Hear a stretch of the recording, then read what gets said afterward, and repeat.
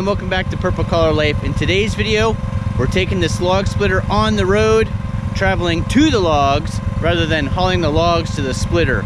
We'll talk a little bit more once we get in the woods. I mentioned in a previous video about the leaves on these flowering pears. Most of them are down, so that's great news.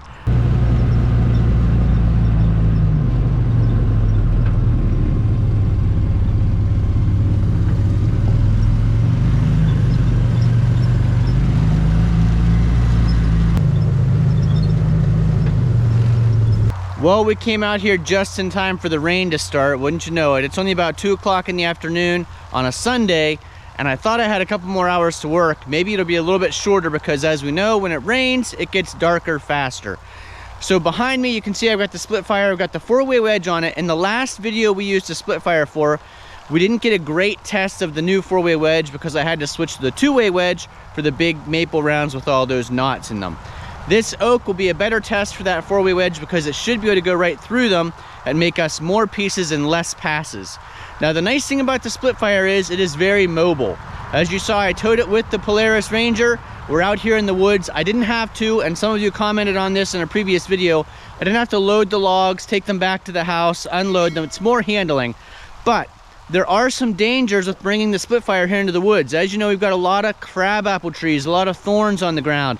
So I'm being very careful where I go so I don't end up with flat tires. I do want to get these pieces split. These are the cuts from when the tree was originally cut down.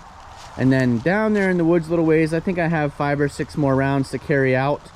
And then maybe we'll cut some more today, but I don't want to bring the chainsaw out here in the rain. So probably just do about 8 rounds today. I think that's what we've got left in the woods here. We'll see how the split fire works. And that should be actually enough to fill up the back of the Polaris Ranger anyway, so we can get out of the woods with the split fire in tow. Mobile splitting station. Well, we pulled 3 rounds out of the woods. That tired me out already. This one has a pretty big knot on it, so we'll start with it. Good test for that new 4-way wedge.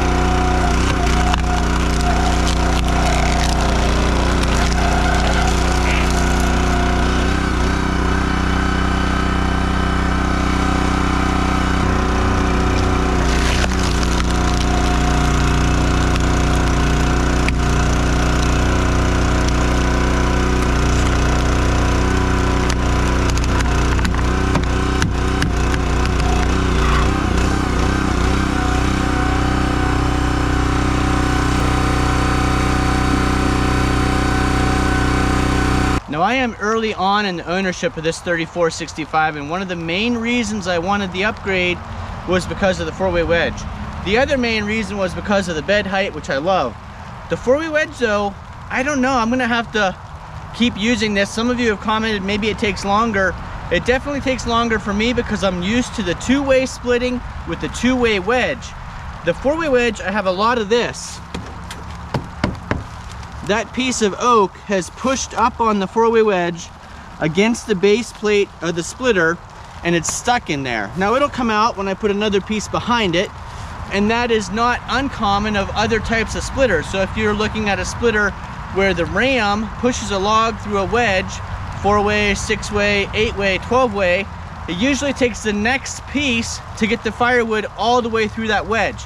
So this is totally normal for someone who said that kind of splitter. But for me, I've always had this kind of splitter with the wedge moving, and I always can get my pieces out just after the wedge passes through the wood. So having it get stuck there with waiting on another piece to push it out, that's a new experience for me. And like some of you have said, I don't know that it's faster than my 2-way wedge. We'll keep practicing. Maybe I'll get the hang of it. Maybe I'll get better at choosing what pieces to put in here so that this doesn't happen. But yes, you are 100% right. That is wedged in there pretty good.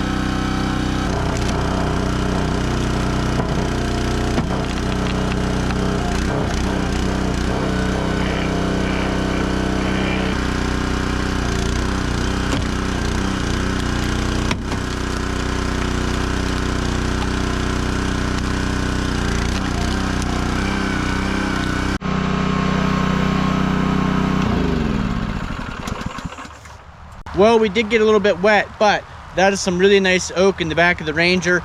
The mobile splitting station worked pretty good to come down here in the woods. I got the rounds onto the log lift and split without handling them an extra time. Now I'll stack these in the woods and we'll be done with this wood for another year or so while it seasons. As far as that 4-way wedge though, I'm still debating in my mind.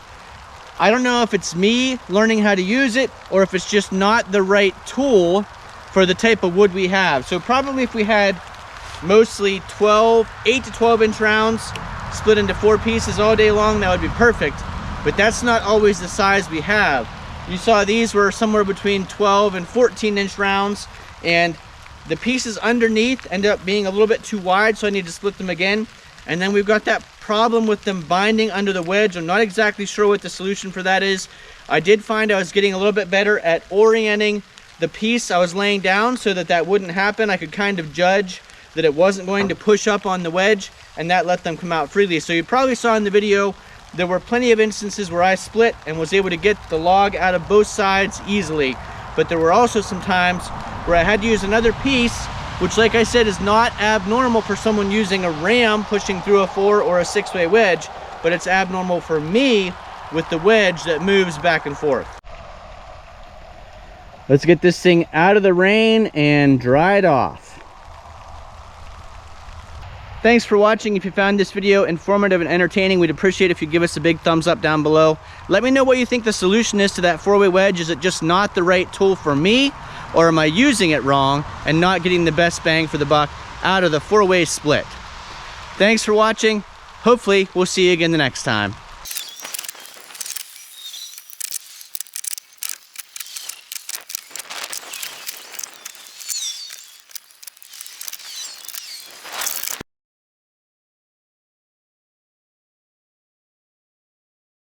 Yes.